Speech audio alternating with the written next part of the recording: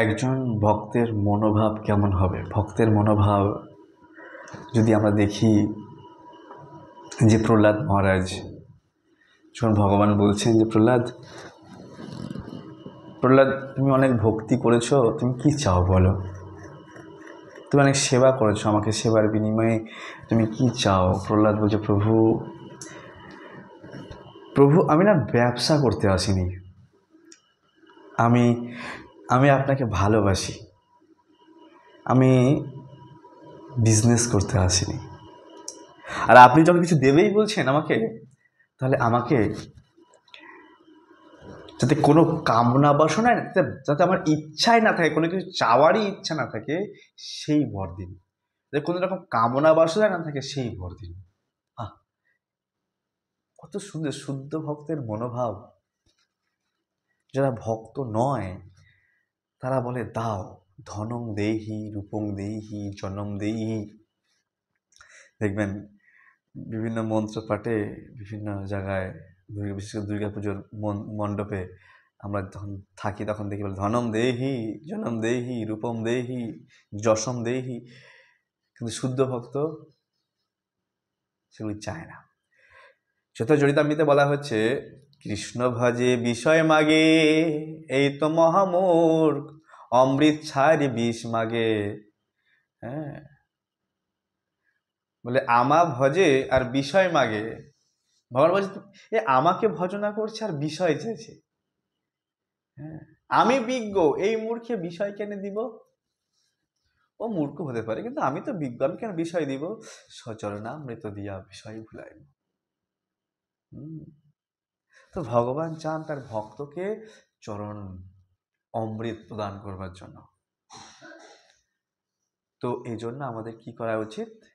ভগবানের শুদ্ধ ভক্তকে অনুসরণ করা উচিত। তারা কিভাবে চলছেন, কিভাবে বলছেন, তাদের কি মনোভাব, যারা যারা ভগবানকে উপলব্ধি করেছেন, ভগবানকে সাক্ষাৎ করেছেন, ভগবানের কে পেয়েছেন, তারা কিভাবে ভগবানকে ডাকছেন। যেমন ধ্রুব মহারাজ যখন ভগবানকে পেয়ে গেছেন, সাক্ষাৎ ভগবান উপস্থিত, ধ্রুব তুমি কি চাও? ধ্রুব চাইছে না, লজ্জায়। বড় বড় মুনি ঋষিরা ভগবানের কাছে সমর্পণ করে ভগবানের কাছে থাকতে চায়, ভগবানের সেবা করতে চায়, আর আমি রাজ্য চাইবো, লজ্জাবোধ না। ধ্রুব তুমি কি চাও বলো? ধ্রুব চাইছে না। ধ্রুব বলছে আমাকে সাধু সঙ্গ দাও, সাধু সঙ্গ করে আমি আপনার কথা কীর্তনের রুচি পচে থাকতে পারি। শুদ্ধ ভক্তের মনোভাব। যখন কোনো ব্যক্তি শুদ্ধ হয়ে যায়, কোনো ভক্ত যখন শুদ্ধ হয়ে যায়, তখন সে চায় ভগবানের নাম গুণগান করতে।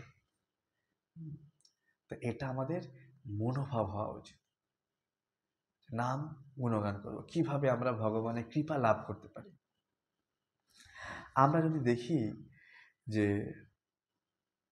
বৃত্তাসুর বলছে, প্রভু অহং হরের তব পদে কোমল, দাসানুদাস ভবিতাস্মি ভূয়, মনোস্মরে তাশুপতে গুণাস্তে, গৃহীত বাক কর্ম করুত বায়। তিনিও বলছে, প্রভু আমাকে আরেকটা বার সুযোগ দিন, আমি আপনার দাসের অনুদাস হতে চাই। অহম আমি হরের তব পাদ এক মূল, আমি আপনার পাদ মূলের দাসের দাসানুদাস হতে চাই।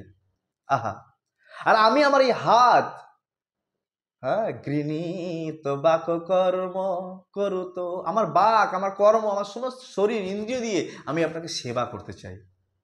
এ হচ্ছে শুদ্ধ ভক্তের মনোভাব। তিনি সর্বদা ভগবানকে সেবা করতে চান। আর এই জগতের মানুষের কি মনোভাব? সর্বদা সেবা নিতে চায় একে অপরের থেকে। আমি সেবা নেব। আর ভক্তের মনোভাব কি? আমি সেবা দেব ভগবানকে। তো এই জগৎ আর স্পিরিচুয়াল যে পুরো অপোজিট। এই জন্য আমাদের প্রয়াস করা উচিত আমরা সেবা করব। বৃত্তাসুর, তুমি তো অনেক সাধন ভজন করেছো, আমাকে খুশি করেছো, তুমি কি চাও?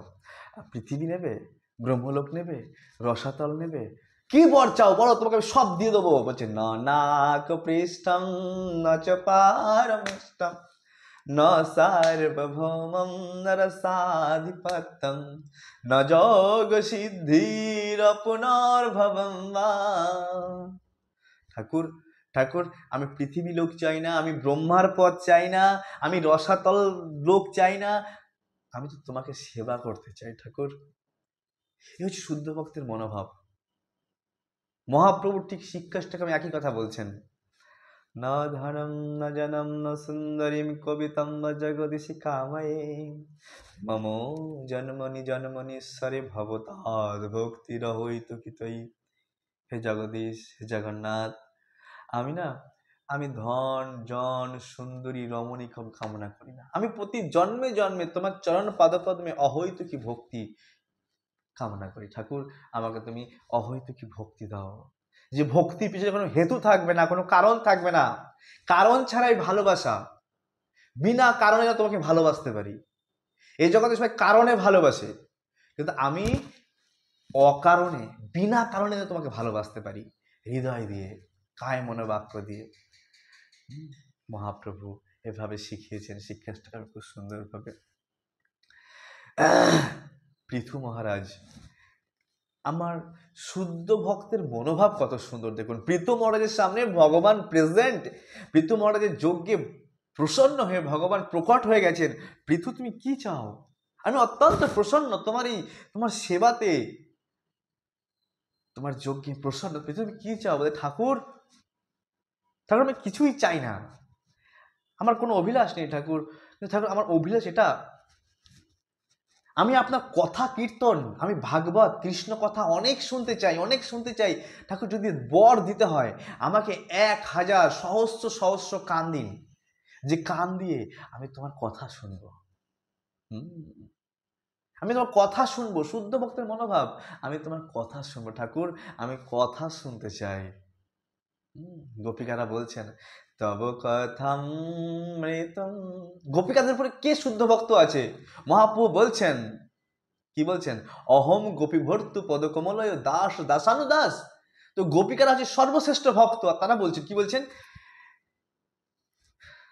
তব কথামৃতম তপ্ত জীবনম কবে ভীড়িতম কলমশাপ্রহম শ্রবণমঙ্গলম শ্রীমদাততম ভুবে গৃণন্তি যে ভূরিদা জনা। গোপিকারা বলছেন ঠাকুর কথা নিয়ে বেঁচে আছি, আমাদের হৃদয়টা তপ্ত হৃদয়, তোমার বিরহে জ্বলছে তপ্ত, আর এই তপ্ত হৃদয়ে এই কৃষ্ণ কথামৃত দিয়েই আমরা বেঁচে আছি। যারা এই কৃষ্ণ কথা বলেন তারা শ্রেষ্ঠ দানি ভুরি দা জানা। আর কারাই কীর্তন করেন কৃষ্ণ কথা, কারা বলেন? কবি মহাত্মা। তাই শুদ্ধ ভক্তরা কৃষ্ণ কথা কীর্তনে সর্বক্ষণ রচে পচে আছেন। ব্রহ্মাজি বলছেন, কি বলছেন জানেন? যে শুদ্ধ ভক্ত কি হয়? জীবন্তি সত মুখরিতাম ভবদীয় বার্তাম। শুদ্ধ ভক্তরা জীবনই হচ্ছে কৃষ্ণ কথা কৃষ্ণ নাম। হ্যাঁ, জ্ঞানে প্রয়াসম উদপসনমন্তে জীবন্তে সত মুখরিতাম ভবদীয় বার্তাম। তার কৃষ্ণ কথা নিয়ে বেঁচে আছে। চাতক পাখি যেমন জলের জন্য চেয়ে চেয়ে থাকে কখন সে বৃষ্টির জল আসবে, আর শুদ্ধ ভক্তরা চেয়ে থাকে কখন একটু কৃষ্ণ কথা, কখন কৃষ্ণ কথাই তাদের জীবন, জীবন্তী জীবন ধারণ করছেন। সৎ মুখরিতাম, সাধু মুক্তে কৃষ্ণ কথা শোনার জন্য ভবদীয় বার্তা। এজন্য শুদ্ধ ভক্তকে মহাজনগত পন্থা, বড় বড় মহাজন, বড় বড় মহান ভগবান ভক্তরা কিভাবে ভগবানকে লাভ করেছেন, সেই জন্য আমাদের প্রয়াস করতে হবে। Chant Hare Krishna and be happy. জয় শ্রী প্রভুপাদ। ভালো লাগলে সবার কাছে শেয়ার করে দিন, সবার কাছে পৌঁছে দিন, যাতে আমার আরও ভগবানের কথা আপনাদের কাছে পরিবেশন করতে আরও আমি উৎসাহ পাই।